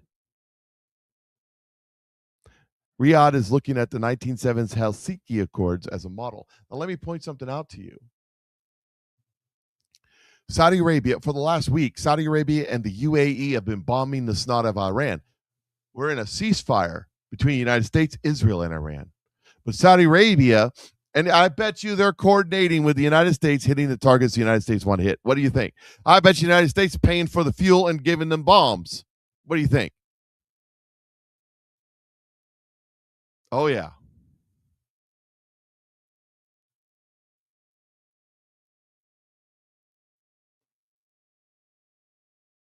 Just running through a few things. So someone was asking me about the CIA. Someone said, did the CIA, did Ratcliffe know about the CIA and the ODNI and all that stuff that came out the other day, right? Well, people are backing off of that now. Representative Anna Paulina Luna, I'm noticing a few large accounts stating falsely that I claim there was a raid on Tulsi Gabbard's office by the CIA. This is completely false. There's no clip or statement that exists. Why is there an orchestrated push for this narrative? Not one account can post a clip. Now, she did not say raid. She said acquired. The CIA acquired the material that the ODNI was trying to release in an argument about what can be released. Why was there all of a sudden? Why did all of a sudden this narrative get pushed, and who's pushing this narrative? Nick Shorter said, I thought this was a given, but apparently not, so I'll just put it out there. Members of Congress should not be going on national TV erroneously claiming the CIA is staging a literal coup while the president is overseas. CIA raiding DNI would be a coup. ODNI oversees CIA. No such thing occurred. As it turns out, that's probably true, but some people were pushing that. We'll get to more of that in just a minute. Who was pushing the idea? Anna Paulina didn't say that.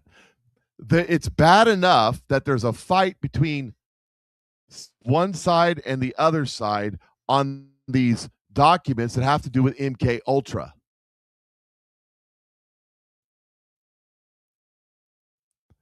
But then people were pushing this story to the extreme, including Jesse Waters and Fox News. So what is the psyop? What is the dis, and malinformation? Why is it happening? There's also, we got this story happening. This is John Harold Finch says, vote for Ed, ditch the fraud. Thomas Massie is establishment candidate. Massie is classic DC swamp creature who has held his seat for 14 years with zero accomplishments. By the way, Thomas Massie, I hereby demand that you release the names of the people on your list that was down there diddling children on the island that you promised to release last August and still haven't. Why are you covering for them? Why are you covering them?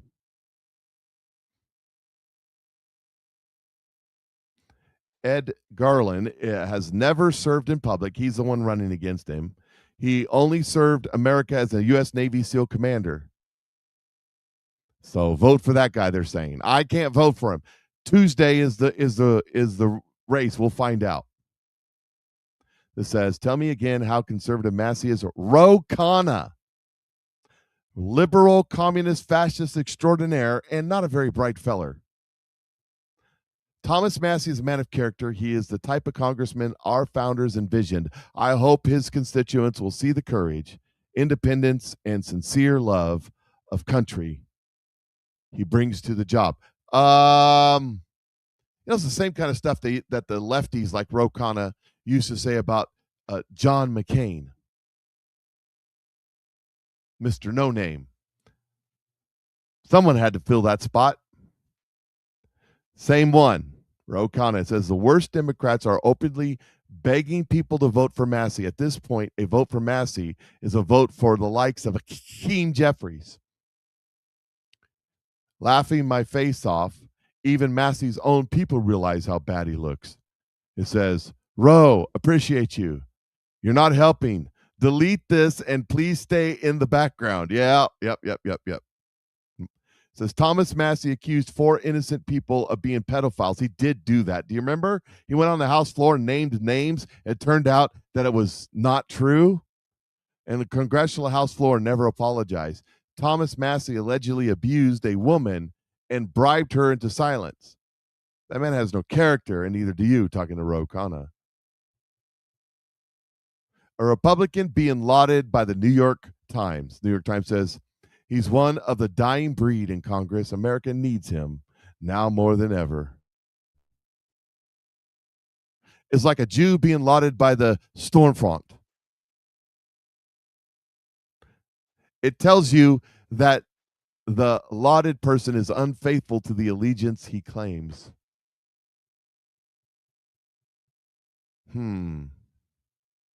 Nothing says Kentucky conservative like a California communist endorsement. Just pointing out, you'll know a man by his friends. And there's some more Michael Fanone stuff. We'll skip that for a minute because I've done talked about it.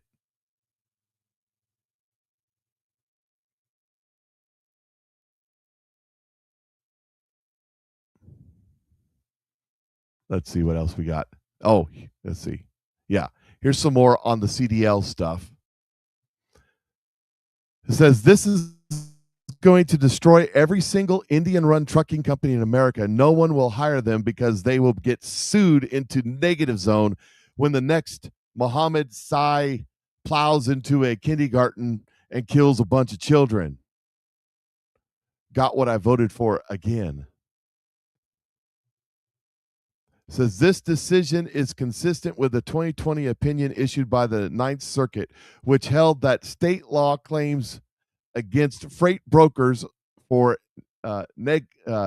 negligency or negligently hiring or selecting motor carriers are not preempted by law.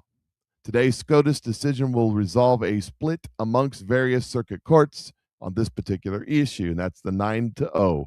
They voted 9-0 that if you're a broker or a company that hires these incompetent people and something bad happens, you get to pay.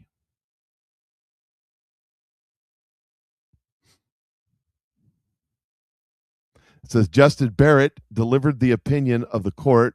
Justice Kavanaugh concurs, joined by Alito. So that's how it happened. 9-0. So the trucking company is about to change.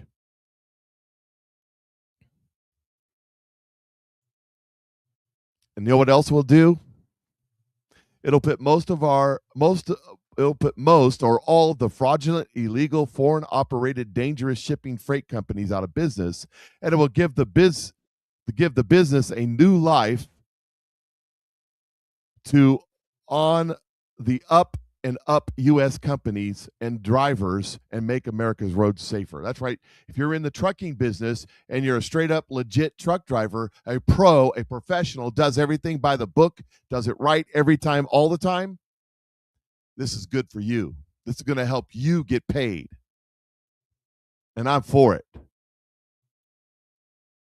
Also yesterday, just in it's official, the U.S. Senate barred members of receiving paychecks when the government shuts down. The only useful thing the Senate has done in a long time. I'm generally surprised. It was a 98-0 vote, by the way. 98-0. Back to the story of the CIA and the raid on the ODNI. Just in, Jesse Waters has deleted his post accusing CIA of raiding DNI Tulsi Gabbard's office. Gabbard's team denied those claims immediately after the post started going viral yesterday. The original post received over 2.6 million views. Waters has not posted a statement clarifying his report. So I'm just wondering, there's something going on here. There's a reason it came out. There's something going on here. So Anna Paulina Luna, when she responded, was responding to Nick Sorter. He said, "This is false. I never claimed a raid was made. Show me a clip of where I said that. ODNI did confirm docs were taken." And by the way, this all came from a hearing earlier this week where a CIA whistleblower talked about it. This actually happened like in the January, beginning of February timeframe. ODNI did confirm docs were taken that were under their jurisdiction. That is a problem. Also, this directly based off of whistleblower testimony and ODNI. I don't know what low-level staffers you were talking to, but this is directly confirmed. Hence, preservation of documents letters from oversight signed by the chairman. Also, isn't it ironic that you have such a wild, out-of-context claims about me, and yet a few months ago, you crashed a meeting talking to Nick Sorter, I believe. You crashed a meeting in my office that you were uninvited to, that I was hosting, and I let you stay. Yeah. Must be so bad that you show up to my office to chill. And that was not your first time you came in. You sound sour grapes. So, I don't know what's going on here. I don't know what's going on here. It is 100% factual that the CIA and the ODNI are in dispute about these documents. It's 100% factual that is happening. The question is, when and how did it happen? And why did it happen? And it was all about the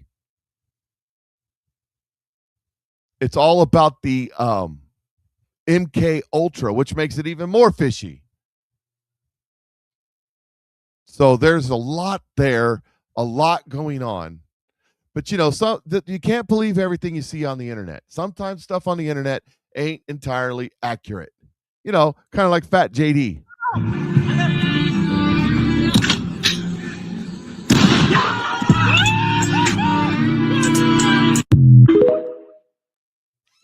Kind of like Fat JD.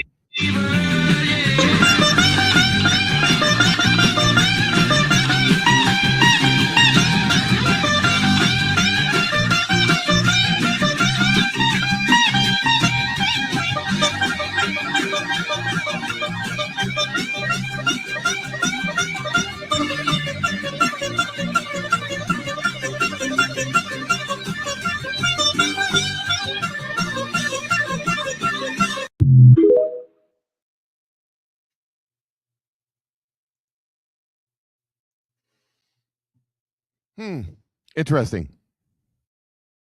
Don't have an answer for that one. Here's a story.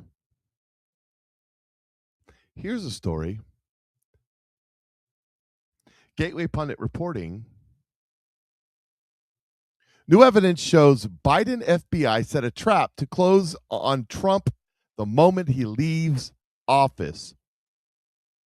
A report from Just the News says that Republicans in the House are scrambling to end the potential for prosecuting President Donald Trump after he leaves office. This comes after the same outlet first broke the story Tuesday that during the lame duck period of Joe Biden's presidency, that would be after the election until January 20th, FBI agents and former special counsel Jack Smith's investigation into the 2020 election secretly arranged to preserve their evidence until 2030 in memos that raise alarm that they could revive their prosecution. The FBI memos and emails closing out the controversial Arctic Frost investigation show that the Bureau chose not to relinquish the evidence it gathered after Smith went to court to dismiss charges against Trump, even though that is the normal practice for agents.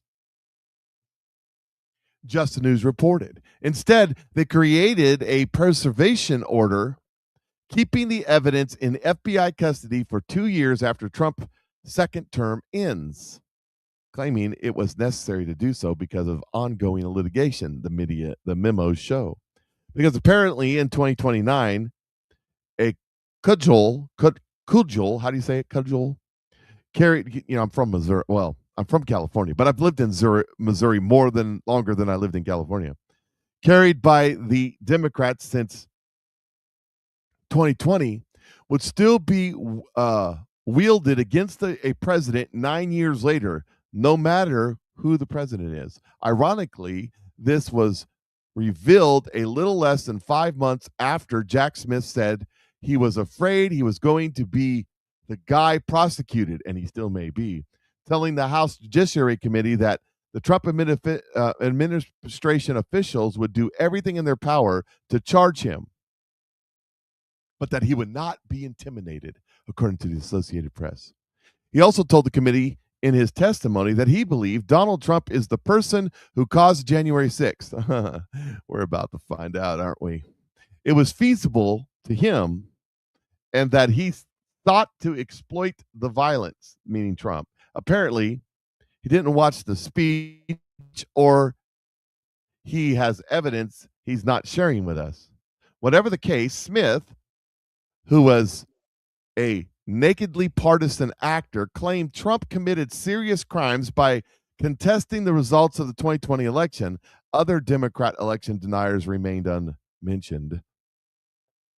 However, Smith's case was dismissed without prejudice by the U.S. District Judge Tanya Chonkin, an Obama appointee, after the special counsel conceded that the Office of Legal Counsel had found a sitting president couldn't be charged with a crime.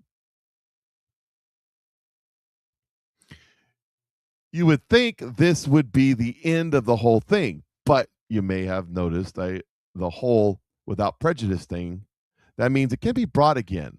And according to the new documents released by the Bureau, that's just what they were aiming to do if the Democrats take office again.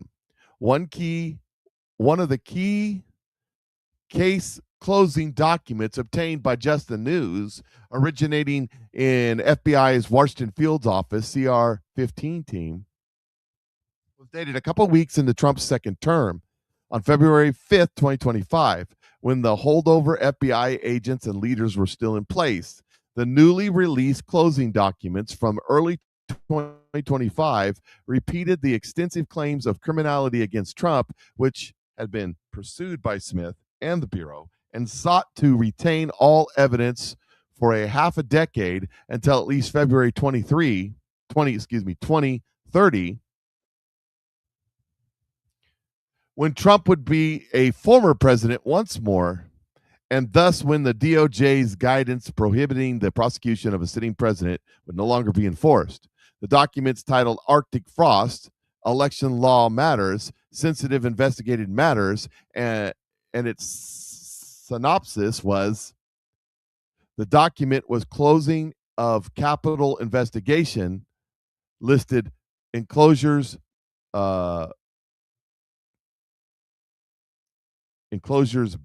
butterizing the document were a deputy special counsel concurrence and the retention of evidence approval. So they're wanting to keep the stuff. They want to come back to it if they get in power again. The American people deserve to know this egregious weaponization of power to target political opponents, and President Trump happened inside the institution meant to protect them. FBI Director Kash Patel told the outlet Tuesday, "We shut down the weaponized CR-15 squad, and we are going to keep following the focus until there's full accountability. The FBI exists to protect the country, not preserve political prosecutions for the future." So there is that. They tried to have it set up so that they could go and get him later, which, sounds good.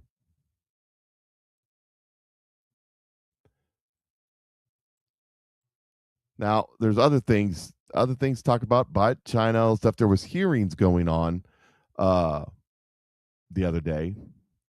But first this, the governor of Florida comes out in favor of term limits.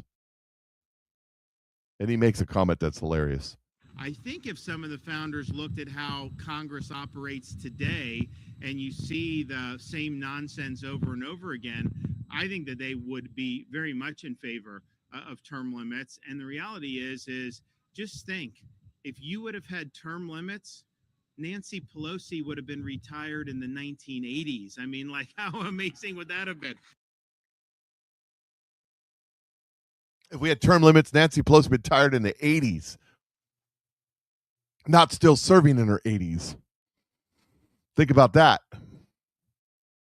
Okay, so HUD Secretary Scott Turner was up there at appropriation committees, and Senator Kristen Gillibrand goes after him over the homeless. Listen to this. This is ironic. Where is the homeless data report? It is over a year late, and that would give us the data to see if your theory about how to address homelessness actually works. Actually, well, thank you, Ranking Member Gillibrand, and you're right. We do share some of these values, the way that we get there, I think, differ at times, but we're happy to continue. And we've had a great working relationship. And what I will say, and I offer this, is number one, the point in time report in the Biden administration, HUD, said that we had 770,000 people in America that were homeless at one given time. And this is with record funding.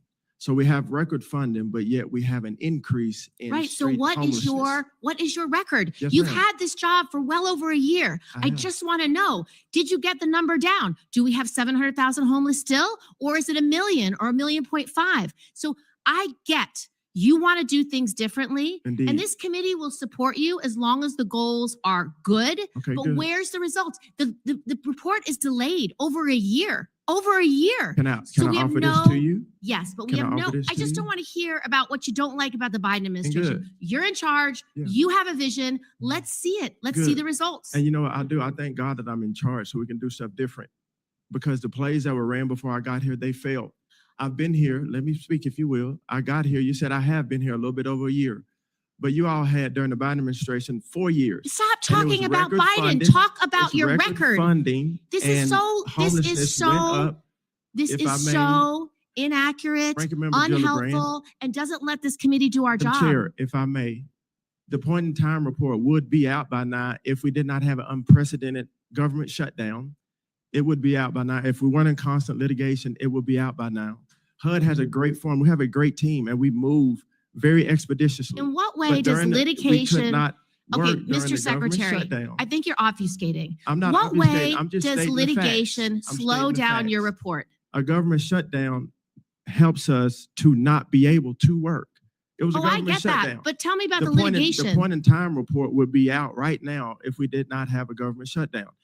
Irregardless of all of that, during the Biden administration, record funding, Oh my God! If you talk about, it's like record funding. it's like two record children saying, homelessness. "I didn't do it. My brother did it." That's what I Stop have with to the go off of. excuses. That's what I have Just to go off of. explain Record funding, your record. record homelessness. We have to do something different. Okay, switch topic. If after I'm gone, Switch topic. if Honestly, after I'm gone, if it's still record I don't funding want and record You know what? homelessness, After then you're you'll be able gone, to do the it's same too thing. late for But the it is- families that are suffering in New York It is gonna- today. it's gonna Do you get know what better. it's like It's to gonna be a get better. homeless little girl who has to have a Girl Scout troop just for other homeless little doesn't girls? know that? Because that's all they have. Yes, That's ma'am. the only consistency they have in their life. So I get I you do have a different understand. vision. It's happened in my family. Yes, ma'am, I do I need to understand. know I'm not if your talking to you stuff about is what I've working. heard. I'm talking to you about what I know.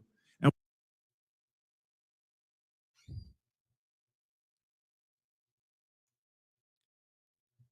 So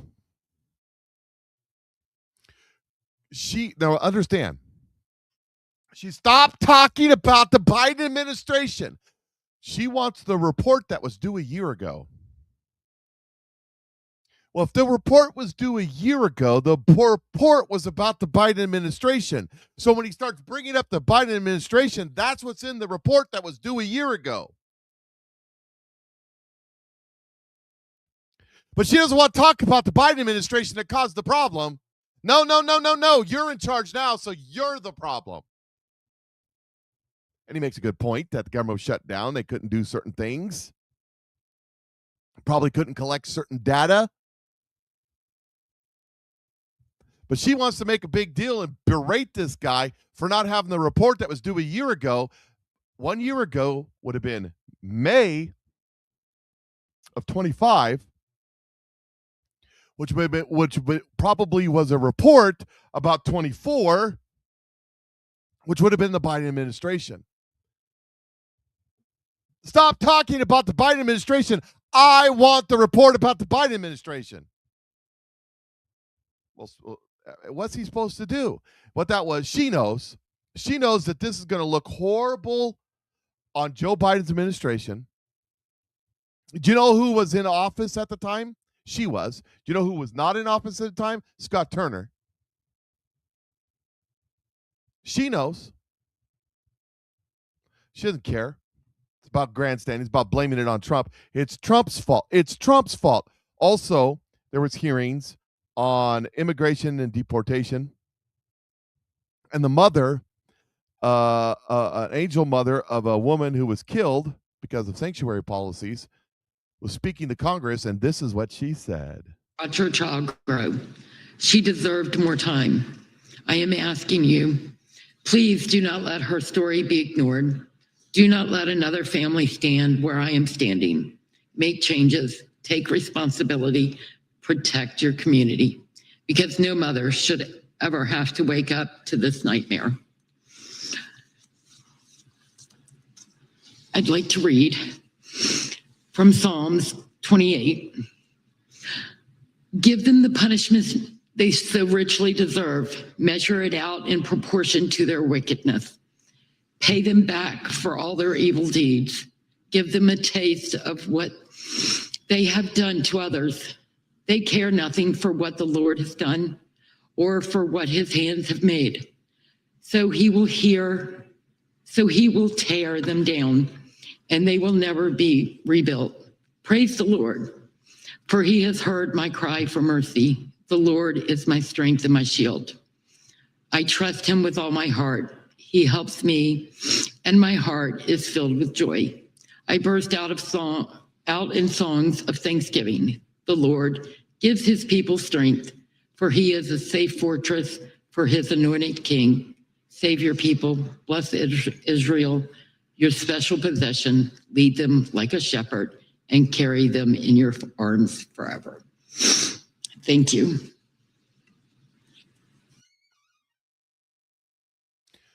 She read that to Congress. I bet many of them bursted in flames. We didn't get it on video, but I bet it happened. Here's a little bit more of Gillibrand blasting the HUD secretary over nothing. I don't think this is a repeat. I'm gone if it's still record I don't funded want and record You know what? homelessness, After then you're you'll be able gone to is same too thing. late for But the it is- families that are suffering in New York is today. it's gonna Do you get know what better. it's like It's to gonna be a get better. homeless little girl who has to have a Girl Scout troop? Yeah, it's a remake. Did you catch what he said? Yeah, I know what it's like. Because he had an uncle who was homeless and suffered from mental illness, and they took him in and took care of him. Oh yeah. She doesn't know what it's like because she's done nothing in her life. Yeah, I said that. She's done nothing but be a politician. Somebody was commenting that she's her senator in the car, or their senator in the comment section. Been there 17 years. Let's see. Here's some more. Here, well, I'm going to skip that one. Let's see what else we got. Here is Jordan. It's 5 minutes long. I'm running out of time. I'm trying to fit stuff in that I can fit in. So here we go. Here we go. Absolutely had it with the GOP. Remember, our biggest problem in this country is the GOP. Absolutely had it with the GOP. JD Vance is out there finding fraud everywhere. President Trump is cutting deals in China. Marco Rubio is pulling all-nighters. And the GOP can't even vote on the SAVE Act. What are the GOP doing? Well, the GOP, they hate you. They hate MAGA. They hate the country as it's founded. They hate everything about everything that has to do with anything about this country. That is their standard operating procedure. And it shows. And they're not going to pass the SAVE Act because they don't want it. They want to take advantage of the opportunity when the opportunity is theirs. They don't want it. And whether you like it or not, it's true. We'll end with this. This Sunday is the 250th anniversary deal, starting off with a rededication of our country. A stage is going up on the National Mall, but it isn't for your typical concert. For 9 hours this Sunday, from 9 a.m. to about 6 p.m., some of the biggest names in religion, Franklin Graham, Cardinal Timothy Dolan, Pastor Samuel Rodriguez, they are going to be leading what's being called Rededicate 250, a national jubilee of prayer, praise, and Thanksgiving. As you can see, crews are working overnight to set up this stage, a very neoclassical look similar to the Lincoln Memorial. You see the columns there. A description online says the event is meant to give thanks for God's presence in our national life throughout 250 years of American history and asking for his guidance for the next 250. Now, I know you see those ginormous speakers up on the stage. There will be music, like, for example, the United States Marine Band, the United States Navy Band will be playing, and a bunch of other groups. Just a big heads up if you want to come here. There's fencing and there's security measures everywhere. And again, we're still several days away from this. A lot of the mall is fenced off because there's a bunch of things happening on the mall this weekend. So best bet's going to be Metro. My name is Joseph. I'm a local news reporter. Follow along because I'm always talking about things happening in our nation's capital. So everybody, fast, pray, seek God's guidance this weekend as President Trump and his administration rededicate our country back to God. And I think that God is going to hold to account this country, and because of this, he's going to have to clean the house because it needs some cleaning. I'm just a saying. So it's Friday. You know what that means. Turn things off. Put your feet up. Say your prayers. Spend some time before God, but also take a break. Don't watch television. Don't watch the media unless you turn it on Sunday to watch what's going on in D.C. The uniparty will burst into flames, says Marine in the Woods. Exactly. God is in control, and it's going to be good what's coming. Get ready for what God is doing. You already see it beginning. And it's going to get much crazier. I've been seeing some prophetic word about the June, July, August timeframe. So we'll see. Mike will probably agree with that. We will see. Hang in there. God is in control. Patriot Mike is out.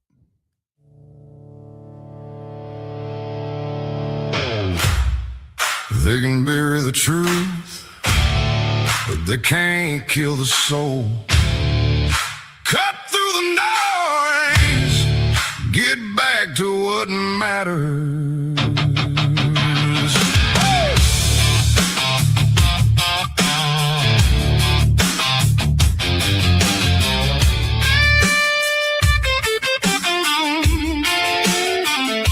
Stomp that floor, raise that hand, hear that truth roll across the land. We've been bent, we've been bruised, still we stand with nothing to lose. It ain't easy, the road is long and hard.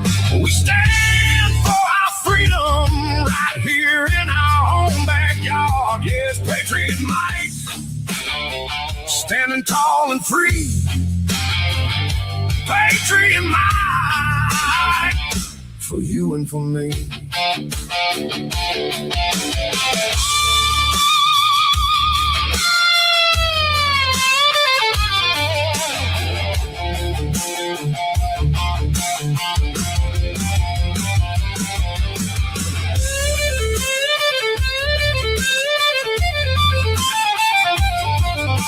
Strapped in. You're live with the Patriot Mike Show.